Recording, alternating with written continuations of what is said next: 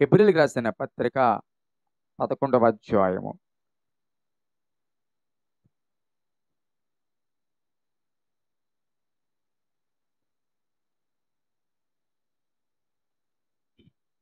ఎనిమిది 9 వచనాలు. అబ్రహాము పిలవబడినప్పుడు విశ్వాసమును బట్టి ఆ పిలుపునకు లోబడి తాను స్వాస్యముగా పొందనయున్న ప్రదేశమునకు బయలు వెళ్ళను. మరియు ఎక్కడికి వెళ్ళవలెనో అది ఎరుగక బయలు వెళ్ళను. విశ్వాసమును బట్టి అతడును అతనితో ఆ వాగ్దానమునకు సమాన వారసులైన ఇస్సాకు, యాకోబు అనువారును గుడారములలో నివసించుచు అన్యుల దేశములో ఉన్నట్లుగా వాగ్దాత దేశములో పరవాసులయ్యరి. దేవునికి మహిమ కలుగును కాక. 10వ వచనం కూడా, ఏలయనగా దేవుడు దేనికి శిల్పియు నిర్మాణకుడై ఉన్నాడు, పునాదులు గల ఆ పట్టణము కొరకు అబ్రహాము ఎదురు చూచుచుండెను. ప్రియదేవుని బిడ్డలారా, చాలాసార్లు విశ్వాసపు జీవితంలో ఏ అంశాలైతే మనం దేవుని సందులో ఎత్తి పట్టుకుని ప్రార్థన చేస్తామో, ఏ అంశాలైతే దేవుడు కార్యాలు చేయాలని అని అనుకుంటామో, కొన్నిసార్లు ఆ కార్యాలలో ఆలస్యమైన, ఆ కార్యాలకి సంబంధించి ద్వారాలు మూయబడిన, దానికి సంబంధించిన రుజువులు లేకపోయినా విశ్వాసంలో బలహీనమవ్వడం, లేకపోతే ఇంకా ఇంకొక స్టెప్ వేసి చడుక్కోవడమో, లేదంటే అలాంటి ప్రార్థన అంశాన్ని విడిచిపెట్టడమో, నిరాశ చెందడమో జరుగుతూ ఉంటుంది. ప్రియదేవుని బిడ్డలారా, గమనించండి, విశ్వాసము అనేది సులభమైన మార్గము కానే కాదు. You have to understand part. ఎప్పుడూ కూడా విశ్వాసము అనేది పోరాటాల మధ్య ప్రదర్శించబడవలసింది. విశ్వాసము ఎక్కడ ఉంటుందో ఖచ్చితంగా అక్కడ పోరాటము ఉంటుంది అన్న సంగతిని జ్ఞాపకం చేసుకోవాలి. ఎందుకు తెలుసా? విశ్వాసం మనకి రుజువు ఉండదు. ఆ మాట అర్థమవుతుందా? రుజువులు లేని చోట నమ్మడము, చెప్పండి, మానవుడికి ఎంత మాత్రము కూడా అది కుదిరే పని కాదు. ప్రతిదీ కూడా రుజువు కావాలి. ఒక సైన్స్ రుజువు ఉంటేనే అది ప్రూవ్ చేస్తుంది. రుజువులు లేకుండా గాలిలో చెప్పింది కానీ, గాలిలో కట్టింది కానీ, గాలిలో నమ్మవలసింది కానీ అది అసాధ్యము. దాని విషయంలో ఎవరు ముందుకు వెళ్ళరు. అలాంటి విషయంలో ఎవరు కూడా బలముగా నిలబడరు. కానీ జ్ఞాపకం చేసుకోండి, విశ్వాసము అనే మాట ఎప్పుడైతే నీ జీవితంలో విన్నావో, విశ్వాసము నిలపాలి పలానా విషయంలో, నేను ప్రార్థన చేస్తున్న విషయంలో, లేకపోతే పలానా ఉద్యోగం విషయంలో, పలానా వ్యాపార విషయంలో, విశ్వాసం విషయంలో ప్రార్థన చేస్తున్నాను, ఇది పొందుకుంటానా అని నువ్వు ప్రార్థన చేస్తుంటావు. ఎప్పటి వరకు తెలుసా? నీకు కాస్త అనుకూలంగా బాగుంది అనుకున్నంతసేపు ప్రార్థన సాగిస్తావు. అది ఎవరు నీకు చెప్పక్కర్లేదు. కానీ ఎప్పుడైతే అది ప్రతికూలంగా మారిందో, ఎప్పుడైతే నీ జీవితంలో నువ్వు ఆశించినట్లుగా లేదో, అప్పుడు ఖచ్చితంగా మనలో పోరాటం అనేది ప్రారంభమవుతుంది. ప్రభువా, ఏంటి నేను చేస్తున్న ప్రార్థనకు రుజువు లేదు, కాస్త ఇప్పుడు వరకు ఏదో బాగుంది అంటే ఆ బాగుందన్న పరిస్థితులు కూడా ఇప్పుడు లేవు. కాస్తో కోస్తో నిరీక్షణ ఉంది, ఈ ద్వారం ఉందని, కానీ ఇప్పుడు ఆ ద్వారం కూడా మూయబడింది. కాబట్టి ఇంక ఏంటి ప్రభు, నువ్వు ఏం ద్వారం తెరుస్తావు, నువ్వు ఏం కార్యం చేస్తావు అని కొన్నిసార్లు మనం ముందు మూయబడిన ద్వారాలను బట్టి ప్రార్థన చేయలేము, విశ్వాసముతో కొనసాగలేము. కానీ విశ్వాసం అనేది ద్వారం తెరవబడినప్పుడు మాత్రమే నిలిచేది కాదు. విశ్వాసం అనేది ద్వారం మూయబడినప్పుడు కూడా కొనసాగించవలసింది. హల్లెలూయా. విశ్వాసం అనేది అన్ని అనుకూలంగా ఉన్నప్పుడే, భక్తి జీవితము అన్ని అనుకూలంగా ఉన్నప్పుడే నా దేవుడు ఎంతో గొప్పవాడు అని ప్రార్థన చేయడం, పాటలు పాడటం కాదు. అన్ని ప్రతికూలంగా, అన్ని మనకు అనుకూలంగా ఉండి, ఆరోగ్యంగా బాగుండి, కుటుంబం అంతా బాగుండి, పిల్లలంతా బాగుండి, ఏ సమస్య లేకుండా నువ్వు తలపెడుతున్న ప్రతి కార్యములను విజయాన్ని పొందుతూ, నువ్వు చేస్తున్న వ్యాపారాన్ని దేవుడు దీవిస్తూ, నీ పిల్లల విషయంలో కార్యాలు చేస్తూ, నువ్వు అడిగింది ప్రతిదీ పొందుకుంటున్నప్పుడు నీ విశ్వాసము అంతకంతకు ఎదగడంలో పెద్ద విశేషం ఏమి లేదు. నా విశ్వాసం గొప్పది అని చెప్పుకోవడానికి అలాంటి వాళ్ళు చెప్పుకోవచ్చేమో, కానీ అది పెద్ద విశేషం కాదు. అది పెద్ద చెప్పండి, నేర్చుకోవలసింది కాదు, లేకపోతే ఎదుటోళ్ళని పురుగొల్పే విశ్వాసము కూడా కాదు. అది విశ్వాసము ఎప్పుడు ఒక వ్యక్తిని పురుగొల్పుతుందో తెలుసా? నీ విశ్వాసం ఒక వ్యక్తిని ఎప్పుడు బలపరుస్తుందో తెలుసా? దేవుని సన్నిధిలో యథార్థతను విడిచిపెట్టి దేవుడు దూషించి చావు అని భార్య అన్న చనిపోయే వరకు యథార్థతను విడిచిపెట్టకుండా బ్రతికిన యోబులాగా మనం బ్రతకగలిగితే, సమస్యలు వచ్చిన ఒకప్పుడు ఊజు దేశంలో చక్కగా బ్రతికినవాడు ఇప్పుడు అదే ఊజు దేశంలో ఒక కుళ్ళిపోయినవాడుగా, ఫ్రెండ్స్ ఏమో శాపగ్రస్తుడీడు అని అంటున్నారు. చుట్టుపక్కల వాళ్ళందరూ కూడా ఏం తప్పు చేస్తుంటే ఎంత బాధ వచ్చి ఉంటుంది తనకి అని అనుకుంటారు. 10 మంది పిల్లలు చచ్చిపోవడం, వచ్చిన లేకపోతే ఆస్తులంతా పోవడము, చివరికి ఆరోగ్యం పోవడము, అంత అంత అంత భార్య విశ్వాసం తేలిపోయింది. చూసారా, బాగున్నప్పుడు భార్య విశ్వాసం ఉందేమో, భార్య చక్కగా యోబుకు సహకరించిందేమో, యోబుతో పాటు కుటుంబ ప్రార్థనలో, యోబుతో పాటు విశ్వాసములో, యోబుతో పాటు ఒకవేళ ప్రార్థనా జీవితంలో అన్ని బాగుండేదేమో. కానీ ఎప్పుడైతే యోబు జీవితంలో ప్రతికూల పరిస్థితి ఏర్పడిందో భార్య విశ్వాసము బట్టబయలైంది. హల్లెలూయా. విశ్వాసాన్ని బట్టబయలు చేసేది అద్భుతాలు కాదు, విశ్వాసాన్ని బట్టబయలు చేసేది ప్రతికూల పరిస్థితులు. అమితే స్తోత్రం చెప్పండి. మీరందరూ కూడా అనుకూలమైన పరిస్థితుల్లో విశ్వాసం నేర్పేవాళ్ళు. ఆ మాట అర్థమవుతుందా? విశ్వాసం అనేది, నీ విశ్వాసం ఎంత గొప్పది, నీ విశ్వాసం ఎంత బలమైనది, నీ విశ్వాసం ఎంతమందిని మార్చింది, నీ విశ్వాసం నో ఎప్పుడు అనుకూలంగా ఉన్నప్పుడు నీ విశ్వాసం కొండంత ఉంటే గొప్ప విశేషం కాదు. శ్రమలు ఎదుర్కొంటూ, ఇబ్బందులు ఎదుర్కొంటూ, ప్రతికూల పరిస్థితులు ఎదుర్కొంటూ విశ్వాసములో అదే ఆసక్తి, అదే మంట, అదే ప్రార్థన, అదే జీవితం నువ్వు కొనసాగగలిగితే, నేను అంటాను, మామూలుగా నీ విశ్వాసము ఒక వ్యక్తిని రేపేదానికంటే ఇలాంటి విశ్వాసము 100 మందిని రేపుతుంది. హల్లెలూయా, హల్లెలూయా. ఎలాంటి విశ్వాసము 100 మందిని రేపుతుంది. ఇలాంటి విశ్వాసము అనేక మంది సవాళ్ళుగా నిలబడతాది.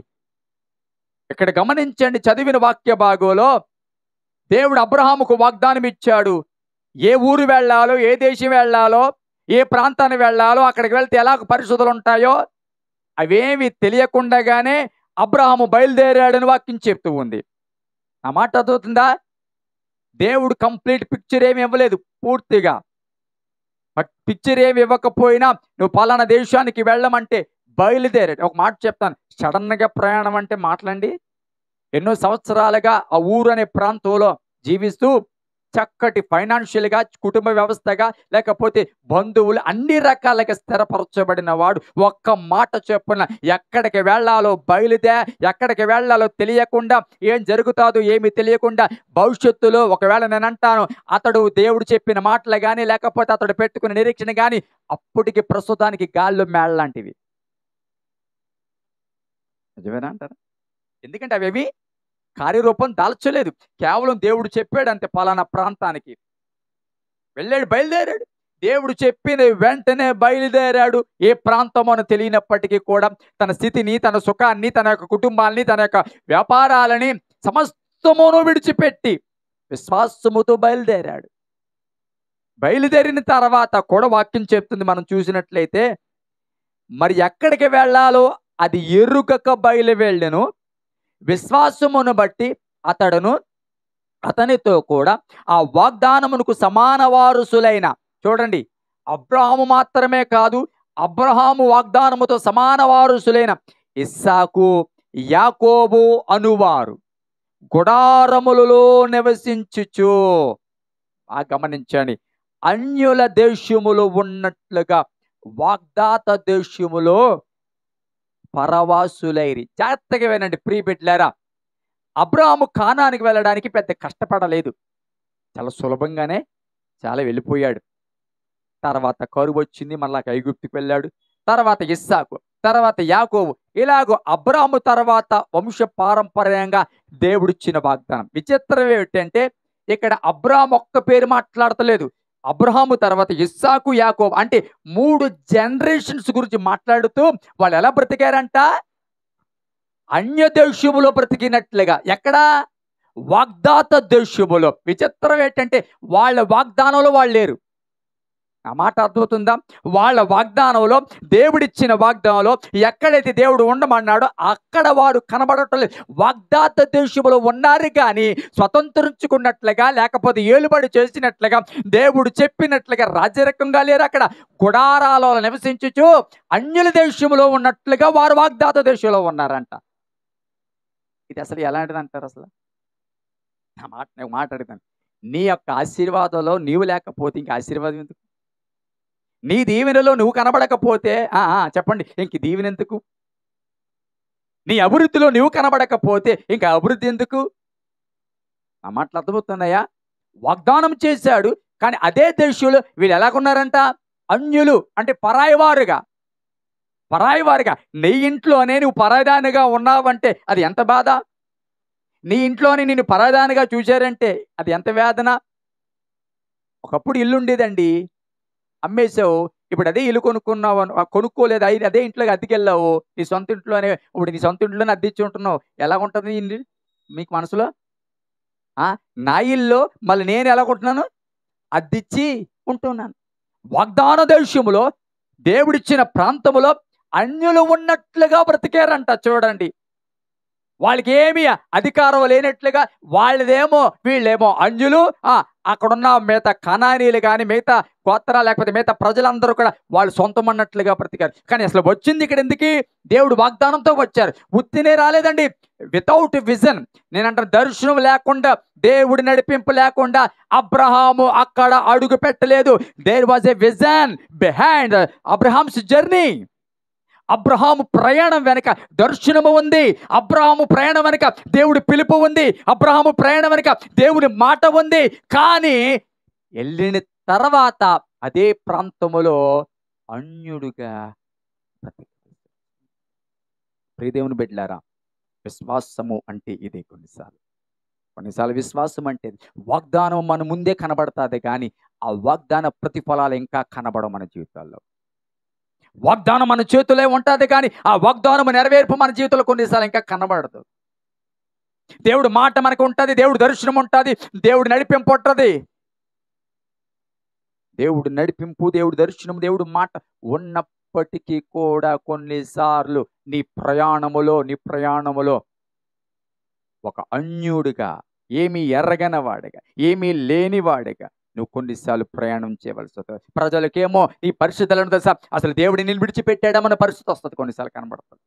నీ సమస్యలు, నీ ఇబ్బందులు, నీ కన్నీళ్లు ప్రజలు చూచినప్పుడు నీ దేవుడు ఏమాయనో అన్నట్లుగా కొన్నిసార్లు నీ జీవిత పరిస్థితి ఉంటుంది, నీ జీవిత విధానం ఉంటుంది, నీ జీవితంలో జరిగేవి కనబడతాయి కొన్నిసార్లు. అలాగే నువ్వు భక్తిహీనుడు కాదు.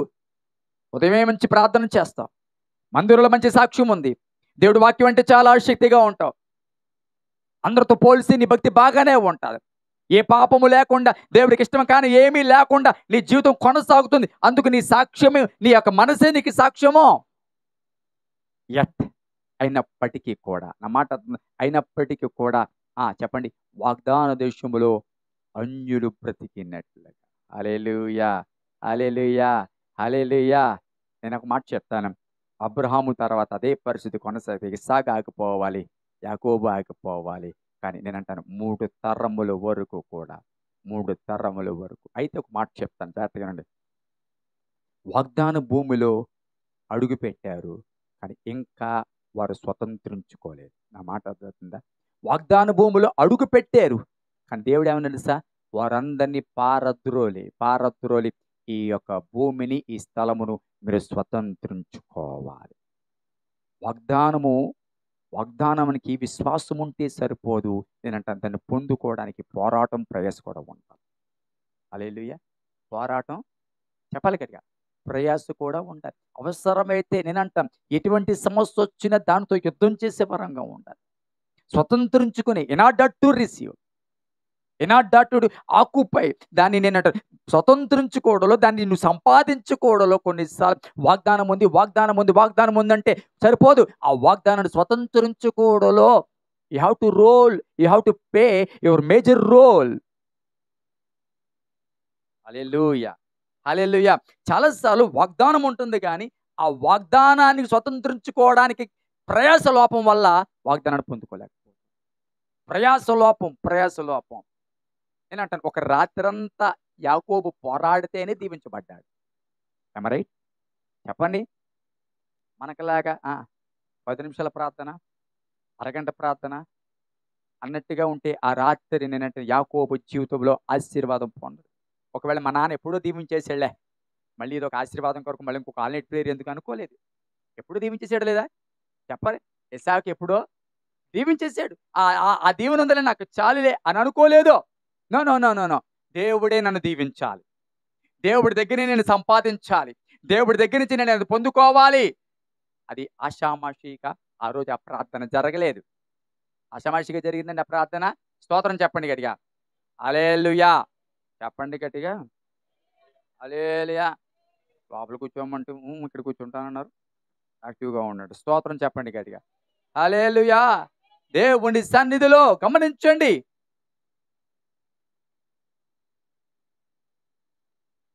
ఎక్కడికి చెప్పాను?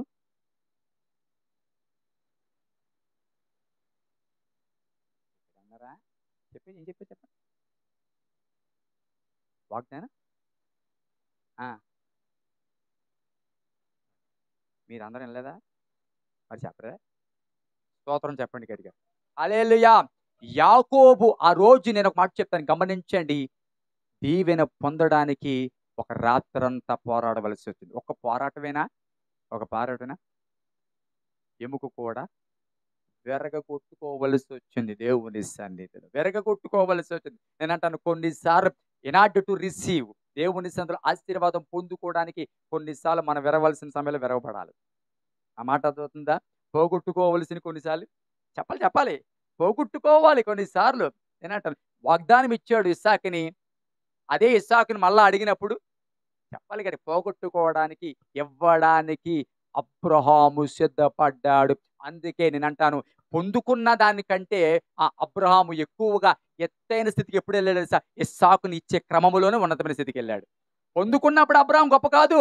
ఆ పొందుకున్న దానిని దేవుడితో ఏ ప్రశ్న వేయకుండా, వెనకడుగు వేయకుండా ఇచ్చిన దానిని మళ్ళా తిరిగి ఇవ్వడానికి అదే అబ్రహామును ఈరోజు ప్రపంచంలో ఈరోజు విశ్వాసులకు తండ్రి చేసింది. విశ్వాసం అంటే ఇదే అనేటట్లుగా రుజువుపరిచింది. హల్లెలూయా! పొందుకోవడాల విశేషం కాదు. పొందుకున్నది ఇచ్చేయడంలో చెప్పాలి. పొందుకున్నది ఇచ్చేయడం విషయంలో స్తోత్రం చెప్పాలి గట్టిగా. హల్లెలూయా! మనకు నలుగురు పిల్లలుంటే ఒక్కడినే ఇవ్వడం దేవునికి. ఆ మాట అర్థమవుతుందా? నలుగురు పిల్లలుంటే ఒక్కడినే ఇవ్వం దేవునికి. మళ్ళీ దేవుడిని అడిగే పొందుకుంటాం అన్నీని. దేవుడిని అడిగే పొందుకుంటాం. ఉద్యోగం దేవుడిని అడిగే పొందుకుంటాం. కానీ ఉద్యోగం వచ్చిన తర్వాత ప్రార్థన తగ్గిపోతది. ఉద్యోగం వచ్చిన తర్వాత గూడు కనబడం. వ్యాపారం బాగుండాలని ప్రార్థన చేస్తాం. వ్యాపారం బాగున్న తర్వాత అసలు ప్రార్థనకే సమయం ఉండదు. వినపడుతుందా? స్తోత్రం చెప్పండి గట్టిగా. దేవుని సన్నిధిలో ఎలాంటి పరిస్థితులలో దేవుడు చూస్తూ ఉన్నాడు. ఒక్కటెత్తేనే ఇంత దూరం అయిపోతే ఆ! చెప్పరే. ఒక్కటెత్తేనే ఇంత దూరం అయిపోతే ఇంకా ఎత్తే ఏనోషు అసలు కనపడతావా? కనపడం. దేవుడు చూస్తున్నాడు. ఒక్కటిత్తేనే ఈడింత దూరం అయిపోయాడంటే, ఇంక ఒకటి తర్వాత ఒకటి, ఒకదాని తర్వాత ఒకటి, ఒకదాని తర్వాత ఒకటెత్తే ఇంకా కనపడతాడా మనిషి అసలని?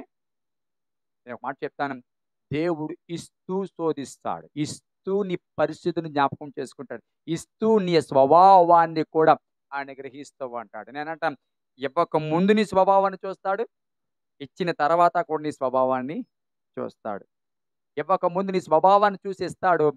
ఇచ్చిన తర్వాత నీ స్వభావం బాగోలేదు అన్నదనుకో నేనంటాను నెక్స్ట్‌ది ఆపుతాడంతే. హల్లెలూయా! హల్లెలూయా! హల్లెలూయా! అవునా కాదా చెప్పండి. ఒకసారి ఇచ్చావు అప్పు టక్‌మని ఆ రోజుకే ఇచ్చేసాడు డబ్బులు. మరోసారి రెండోసారి ఇత్తావా లేదా? ఇత్తారట అసలు ఇచ్చేవాళ్ళు లేరు మీరు. ఇత్తారు కదా! ఇత్తారు. ఎందుకిచ్చాడు? ఎందుకు రెండోసారి ఇచ్చావు? ముందు ఒకసారి తీసుకొని అనుకున్న టైంకి ఇచ్చేసాడు. ఈ రెండోసారి నా విషయం చెప్తాను ఎవడికి ఎక్కలేదు. మేము షాప్‌లో పని చేసేవాళ్ళం. గ్యాస్ పొయ్యిల షాపులో. శేఖర్ గారే పెట్టారు. నెలకి ఎంత అనుకుంటున్నారు సాలరీ? చెప్పనా? 500. 500 అమ్మా. కేవలం 500. ఒక పెయింటర్ వచ్చాడు. పెయింట్ ఏయడానికి షాప్‌కొచ్చాడు. 2 రోజులు వర్క్ చేశాడు. ఆ ముందు రోజు మాకో సైకిల్ ఉండేది. ఇప్పుడులే ఈ ఎంటీవీలే కదా పెద్ద సైకిల్ అనుకోండి. ఆ పెద్ద సైకిల్ అడిగాడు. ఇంటికెళ్తాను భోంచేసి వస్తానని. సరే అని ఇచ్చాం. ఎళ్ళిపోయాడు. ఎళ్ళిపోయి ఇంక మధ్యాహ్నం పనికి రాలేదు. పనికి రాకపోతే ఏటి రావట్లేదు అనుకున్నాం. మొత్తం మీద సాయంత్రం వచ్చాడు నెమ్మదిగా. వచ్చేసేసి మా నాన్నగారు బాగోలేదని హాస్పిటల్ తీసుకెళ్ళానండి. ఓ భూపాలు అలాగే బాగుంది భూపాలు. మనకి జాలి ఎక్కువ కదా! సరే బాగుంది. మర్నాడు మళ్ళా అడిగాడు సైకిల్. సరే త్వరగా తీసుకొచ్చాను నేను లేట్ చేయకండి నేను ఎట్లాగంటే, అబ్బే లేదండి ఇవాళ త్వరగా వచ్చేస్తాను. ఆ సైకిల్ పట్టుకోవడం ఇంక మళ్ళా కనపడలేదు. మళ్ళా కనబడలేదు. ఇంకా మా నాన్నగారు చూసుకో ఆకు బయట వేసేసి రోజు ఎంతమంది ఉన్నారు, ఏ పని ఉందరు మీకు, ఒక్కొక్కడు మళ్ళీ ఇళ్ళ పెంచారు, ఒక్కొక్కడు అలా చేశారు, అదొకళ్ళు చెప్తారు. అది ఈయన పక్క నుంచి ఈయన ఆడమ్మ దొరకడు, ఈయన కొట్ట ఆయన దొరకడు, ఈయన కూడా ఆయన దొరకడు. ఇంకా చూసుకోండి ఆ నీళ్ళు పట్టుకుని ఇంటి అడ్రస్ సంపాదించాం. ఇంటి అడ్రస్ సంపాదించి రామరపేటలో ఎక్కడో ఉన్నాడు అన్నారు. మరి ఎక్కడ దొరుకుతుంది, అక్కడ ఎప్పుడు వస్తాడంటే ఎప్పుడు పనిలోకి వెళ్ళిపోతాడు కదా, పొద్దుటే వెళ్ళిపోవాలని చెప్పేసి తెల్లారుజాము 4 గంటలు పోయాడు. ఎప్పుడు ఎప్పుడు ఆడికి సైకిల్ ఇచ్చిన బాట్లు 4 ఇంట్లోకి వెళ్ళకుండా బయట పట్టుకుందామని బయట 4 నుంచి 7 అయినా 8 అయినా రాడే ఆడు. అంతకు ఎంతసేపు పడుకున్నాడు అనుకుంటాం. లాస్ట్లో వెళ్తే వాళ్ళమ్మంది అప్పుడే 20 రోజుల నుంచి ఇంటికి రావట్లేదు అన్నాడు. అయితేనే పొద్దులు వేసిపోయాం, 4 గంటలు వేసిపోయాం. ఇంక మొత్తం మీద ఆడే పట్టుకుని ఎక్కడ తిరిగి ఒక్కసారి జనంతపురం దగ్గర దొరికాడు. దొరికితే సరే అని మేము పట్టుకున్నాము అని పట్టుకుంటే కరుణ పాస్టర్ గారిని ఆయన దగ్గర పెట్టాం. మరి కరుణ పాస్టర్ గారిని పెట్టాం. పాస్టర్ గారిని పెట్టి అన్నాడు, సరే ఎవరో ఉన్నారు మేము వెళ్ళి మాట్లాడతాం అని చెప్పి ఆయన తీసుకొని, మరి నువ్వు సైకిల్ తీసుకొచ్చి ఇద్దరిని జాగ్రత్తగా తీసుకొచ్చి అని అన్నారు.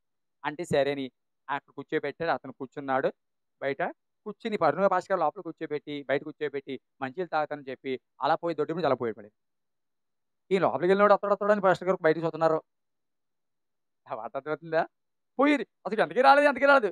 మళ్ళీ రెండోసారి సైకిల్ కూడా పట్టుకుపోయాడు. సైకిల్ కూడా లేదు. మొత్తం మీద తర్వాత పట్టుకున్నాం. మొత్తం మీద పోలీసు. ఎందుకు విషయాలు చెప్తున్నాను అంటే, మొదటిసారి నమ్మకంగా ఉంటే బాగానే ఉంటాం. నేను ఒక మనిషినే మనం ఎంత కాలిక్యులేట్ చేసినప్పుడు దేవుడు కాలిక్యులేట్ చేయడంటారా మనల్ని? నేను అంటున్నాను. దేవుడు కాలిక్యులేట్ చేయరా మనం అంటాను. నేను అంటాను, ఒకప్పుడు ఏమీ లేనప్పుడు నీ భక్తి ఏంటో, అన్నీ వచ్చిన తర్వాత నీ భక్తి ఏంటో దేవుడు చూస్తలేదంటారా? నేను అంటాను, ఒకప్పుడు విశ్వాసిగా ప్రారంభంలో ఉన్న నీ యొక్క మంట ఏంటో ఈరోజు ఎలాంటి మంట నువ్వు కలిగి ఉన్నావు దేవుడు చూస్తలేదంటారా? ఒకప్పుడు నీ ఆసక్తి ఏంటో, ఇప్పుడు నీ ఆసక్తి ఏంటో దేవుడికి ఎరుగునా కాదా? చెప్పాలి గట్టిగా. స్తోత్రం చెప్పండి. హల్లెలూయా, హల్లెలూయా. అందుకే అన్నాను, విశ్వాసం అనేది పోరాటం. ఒక రాత్రంతా పోరాడితేనే తప్ప, ఒక రాత్రంతా దేవుడి సన్నిధిలో కనిపెడితేనే తప్ప. వాళ్ళ పోరాటం ఎవరితోనని? మనుషులతో కాదండి. పోరాటము లేకపోతే కుటుంబ సభ్యులతో కాదు, నేరుగా దేవుడితోనే పోరాటం. యాకోబు దేవుడి మీదే విజయాన్ని సాధించి చెప్పండి, దేవుడే అతని పేరు మార్చి ఆశీర్వదించేటట్లుగా దేవుడు హృదయాన్ని తిప్పగలిగిన ప్రార్థన రోజు రాత్రి చేశాడు. దేవుని సన్నిధిలో ఆశీర్వాదం అనేది విషయం మామూలు కాదండి. దేవుని సన్నిధిలో విశ్వాసాన్ని కాపాడుకోవడం మామూలు విషయం కాదు. అందులోనే ఒక మాట ఉంది, అది చెప్పి నేను ముగిస్తాను. మోషే విశ్వాసమును బట్టి ఐగుప్తు ధనము కంటే క్రీస్తు నిమిత్తము నింద గొప్పది. చెప్పాలి. ఐగుప్తు ధనము కంటే చెప్పండి నోరు తెరచండి. ఐగుప్తు ధనము కంటే క్రీస్తు నిమిత్తము నింద గొప్పది. మీరు కరెక్ట్గా చెప్పండి, ఆ ప్లేస్లో ఉంటే మీరేం కోరుకుంటారు? బేల గారు, ఐగుప్తు ధనం కోరుకుంటారా, నింద కోరుకుంటారా? చెప్పండి. ఎవరైనా సరే చెప్పండి. నిందనే కోరుకోరు. ప్రతిదీ ఆశీర్వాదం, దీవెన. ఐగుప్తులు హ్యాపీగా ఉన్నాం, పొరు ఇంట్లో బాగున్నాను, హ్యాపీగా మనవడిగా బ్రతుకుతూ ఉన్నాను, అనేక మంది పనులు ఉన్నారు, కాలు కింద అట్టకుండా నన్ను ఇంతవరకు పెంచారు అని హ్యాపీ లైఫ్. నా మాట అర్థమవుతుందా? కానీ విచిత్రం ఏంటంటే, నేను అంటాను, ఐగుప్తుని ధనాన్ని విడిచిపెట్టడానికి క్రీస్తు నిమిత్తం నిందలకి ఇష్టపడడానికి కారణం ఏంటి? మరొకసారి చెప్తాను. ఐగుప్తు ధనాన్ని విడిచిపెట్టి నిందే గొప్పది అని మోషే అనుకోవడానికి కారణం ఏంటి చెప్పండి? విశ్వాసమును బట్టి. ఏమన్నది అంటే విశ్వాసమును బట్టి అంటే విశ్వాసంతో ఏం చూచాడు చెప్పడే? ఐగుప్తు ధనంలో పెద్ద లేదు, కానీ క్రీస్తు నిమిత్తం నింద గొప్పది. ఎందుకు తెలుసా? దాని వెనకాల గొప్ప బహుమానం ఉందని మోషే గమనించాడు. హల్లెలూయా. విశ్వాసంతో ఉన్నవాడు శ్రమలు చూడండి, ఆ శ్రమల వెనక దేవుడిచ్చే ఆశీర్వాదం చూస్తాడు.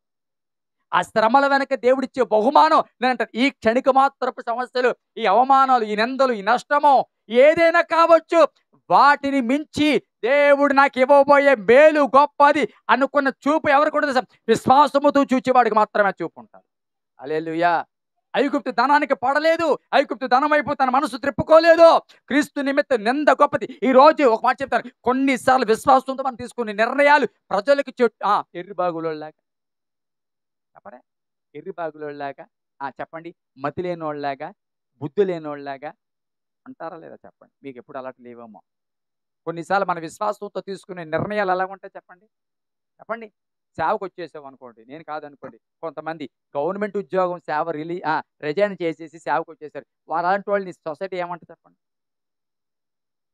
ఖరాబ్ అయిపోయింది మనోడికి, ఏది అయిపోయింది అంటారా లేదా చెప్పండి? చెప్పరే? ఈ రాత్రి ఒక దర్శనం వచ్చింది అనుకోండి, జెసికా గారు ఉద్యోగం విడిచిపెట్టి అని మిమ్మల్ని అందనుకోండి, చెప్తున్నాను అసలు భయపడకండి. అలాంటి ప్రేరేపణ రాదు కదా స్తోత్రం, రాకూడదు కదా స్తోత్రం అనుకుంటాం. అది జిఆర్టీకి మేనేజర్ అయిపోతాం రాత్రికి రాత్రికి అంటే, అయ్యా ప్రభువా ఎన్నాళ్ళ నుంచి నా ప్రార్థన విన్నావు. ఆ మాట అర్థమవుతుందా? అసలు అలాంటి ఆలోచనలు మనకి ఎలా ఉంటాయి తెలుసా? వెర్రిబాగులేదు. నేనంటాను చక్కగా పోషించబడుతూ, చక్కటి వ్యాపారం చేస్తూ, చక్కగా కొనసాగుతూ ఉన్న ఆ శిష్యులను జాలరులను ఏయ్ విడిచిపెట్టండి రా అంటే, మనమైతే ఇంకా 4 ఈఎంఐలు ఉన్నాయి. డ్వాక్రా ఈ మధ్యనే తీసుకున్నాను. కొంచెం డ్వాక్రా తీరిపోయిన తర్వాత ఇవాళ వదిలేస్తాను. కొంచెం టైం. నేనంటాను ఆన్ ద స్పాట్ విడిచిపెట్టడం అనేది సామాన్య విషయం కానే కాదండి. ఎందుకు దేవుడు అంత హెచ్చించాడు తెలుసా? వెనక గాని ఏమాత్రం ఆలోచించకుండా కుటుంబాన్ని, భార్యతో, పిల్లలతో ఆలోచించాలి, నిర్ణయం తీసుకోవాలి, ఏమీ లేదు. వెంటనే స్పాట్లో విడిచిపెట్టారు. అందుకే దేవుడు మనుషులు పట్టే జాలరుగా చేశాడు. చప్పట్లు కొడుతూ ప్రభుని కనపడదాం. హల్లెలూయా, హల్లెలూయా, హల్లెలూయా. పుట్టినేనండి వాళ్ళకి దీవెన, పుట్టినేనండి వాళ్ళకి ఆశీర్వాదం, పుట్టినేనండి అపోస్తలులు అయ్యారు వాళ్ళు కాదే. మనమైతే ఒక్కొక్కరు చెప్తుంటారు 4 సార్లు దేవుడు దర్శనం ఇచ్చాడండి, 5 సార్లు దెబ్బ కొట్టాడండి, అప్పుడు లొంగానండి. ఎప్పుడు 10 సంవత్సరాల నుంచి వాక్యం అంటాడు. ఈ రక్షణ పొందడానికి 70 సంవత్సరాలు పడుతుంది. ఆ మాట అర్థమవుతుందా? నేను 18 సంవత్సరాలు రక్షణ పొందాను అట్ ద ఏజ్ ఆఫ్ 18. అది కూడా గొప్ప విషయం నేను చెప్పట్లేదు. ఇంకా దానికంటే చిన్న వయసులో రక్షణ పొందిన వాళ్ళు చాలా మంది ఉంటారు. కొంతమంది 40, కొంతమంది 60, కొంతమంది 80 వచ్చినా సరే పిప్పు అంతా లోకానికి ఇచ్చి, రసం అంతా లోకానికి ఇచ్చేసి పిప్పు మాత్రం దేవుడి చేతిలో పెట్టడం అని ఉపయోగపడుతుందా? 80 సంవత్సరాల తర్వాత రక్షణ పొందామని తప్ప నీ వలన దేవుడికి ఉపయోగం ఏముంది? రక్షణ పొందామన్నమాట తప్ప. ఆ మాటలు ముగిస్తున్నాను ప్రియ బిడ్డలారా. ఐగుప్తు ధనాన్ని మించి క్రీస్తు నింద, ఈ ఈ ఈ ధనము కంటే, ఈ భోగభాగ్యాల కంటే, ఈ పరో మనవుడు అనిపించుకుంటే ఈ హోదా స్థితి కంటే క్రీస్తు నిమిత్తం, క్రీస్తు నింద అంత గొప్పదిగా మోషే కనబడ్డానికి కారణం తెలుసా? ఆ నింద కాదు, ఆ నింద వెనక ఉన్న గొప్ప బహుమానం కూడా అతను చూచాడు కాబట్టి. హల్లెలూయా. నేనంటాను విశ్వాసపు చూపు. చెప్పాలి ఏంటది? విశ్వాసపు చూపు ఐగుప్తును కోరుకోదు, క్రీస్తు నిమిత్తం నిందను కోరుకుంటారు. విశ్వాసపు చూపు. ఈరోజు ఏ అనుభవిస్తున్నాము, ఈరోజు ఎలాగుంది లైఫ్, ఈరోజు సాఫ్ట్గా వెళ్తున్నాం, ఈరోజు హ్యాపీగా వెళ్ళిపోతున్నాం, ఇది కాదు దేవుని సందులో. అవసరమైతే ప్రభు నిమిత్తం నష్టపోతాను. ఏమేమి లాభకరమైనవి ఉన్నాయో, ఏవేవి మేలుకరమైనవో, ఏవేవి ఖ్యాతి అయినవో అవన్నిటిని క్రీస్తు నిమిత్తం నేను పెంటగా ఎంచుకున్నాను. పెంటగా ఎంచుకున్నాడంట. మనమైతే పెంటగా ఎంచుకోం. పెంటే మనకి ఇంపు. విచిత్రమైన అన్ని పెంటగా ఎంచుకున్నాడంట. క్రీస్తు నిమిత్తం అన్నిటినీ నష్టపోయాడు. క్రీస్తు నిమిత్తం అన్ని పోగొట్టుకున్నాడు. ఎందుకు తెలుసా? దీనికంటే పొందే బహుమానము గొప్పది. హల్లెలూయా. చెప్తాం గట్టిగా హల్లెలూయా. కాబట్టి నా మాటలు ముగిస్తున్న దేవుని సన్నిధిలో విశ్వాసములో నెగ్గడం, విశ్వాసములో కొనసాగడం సామాన్య విషయము కానీ కాదు. ఎప్పుడు కూడా విశ్వాసములో పోరాటం ఉంటుంది. ఈ భక్తిలో పోరాటం ఉంటుంది. ఈ క్రైస్తవ ప్రయాణంలో పోరాటం ఉంటుంది. దేవుడి సన్నిధిలో అడిగింది పొందుకోవాలంటే కొన్నిసార్లు పోరాటం ఉంటుంది, నిందలు ఉంటాయి, అవమానాలు ఉంటాయి. ఇవేవి ఉండవు. సాఫ్ట్గా ప్రభువా నన్ను నడిపించు అని అనుకోకు. ఎప్పుడూ కూడా దేవుని సన్నిధిలో కొన్ని రోజులు నీ సాఫ్ట్గా ఒకవేళ జీవితం వెళ్ళినా కొన్నిసార్లు ప్రతికూల పరిస్థితులు ఎదురవుతాయి. అగ్ని మంటల మధ్య, ప్రతికూల పరిస్థితుల మధ్య మన విశ్వాస నడక కొన్నిసార్లు నడవవలసి వస్తుంది, పోగొట్టుకోవలసి వస్తుంది. ఇస్సాకునే పోగొట్టుకోవడానికి సిద్ధపడ్డాడు అబ్రహాము. సమస్తమును వెంటగా ఎంచుకున్నారు. వాళ్ళని విడిచిపెట్టేశారు, జీవనోపాధులు విడిచిపెట్టేశారు. ప్రభువు పిలుపుకు వెంటనే సంపూర్ణంగా లోబడ్డారు. అందుకే వారి జీవితంలో విశ్వాసంలో నిలబడ్డారు, గొప్ప కార్యాలు చూచారు. ఈ మాటలు దేవుడు దీవించును గాక.